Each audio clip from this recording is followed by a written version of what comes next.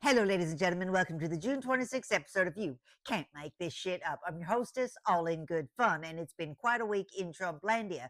First of all, that famous reflecting pool has to get drained out to remove all the algae that appeared after the felon decided to empty it, paint the bottom blue, and hire one of his buddies to do the work without putting it out to bid like you're supposed to with government contracts. Meanwhile, then a 62-year-old former Olympian was arrested for allegedly peeling blue paint off the bottom and being the person who caused the algae to grow there, caused it to grow.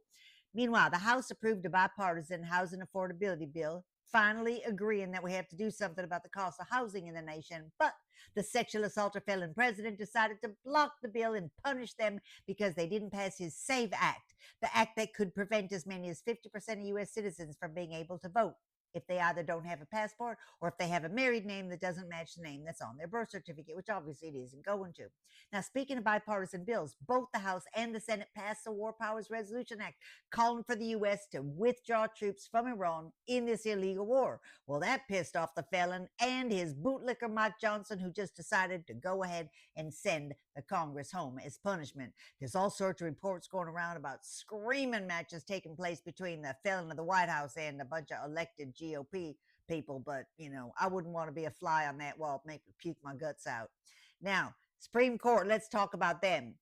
They have decided to allow Trump to strip deportation protections from Haitians and Syrians who came to the United States seeking asylum because of persecution in their home nations. Now they can just get rounded up and dropped into a concentration camp like Alligator Alcatraz, and I won't even describe what happens in those places. Supreme Court also struck down limits on gun sales for stores and other public places, meaning they can sell as many guns as they want in a nation that has more mass shootings than any other nation in the entire world, that ranks in the bottom quartile for safety in the world. Sell as many guns as you want to whoever you want. The crazier, the better.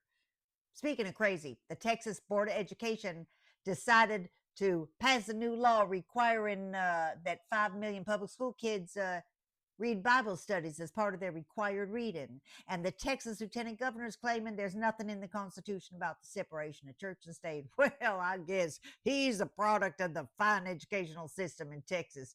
Can you imagine kids being forced to read the Bible when the nation turns a blind eye to the fact that the White House occupier is a sexual assaulter and probable child molester? I mean, what would Jesus say about that? Meanwhile, the demented dipshit took to the stage at a rally in Pennsylvania, making sounds I can't even imagine. It's supposed to be like sex or someone having a bowel movement. What was that?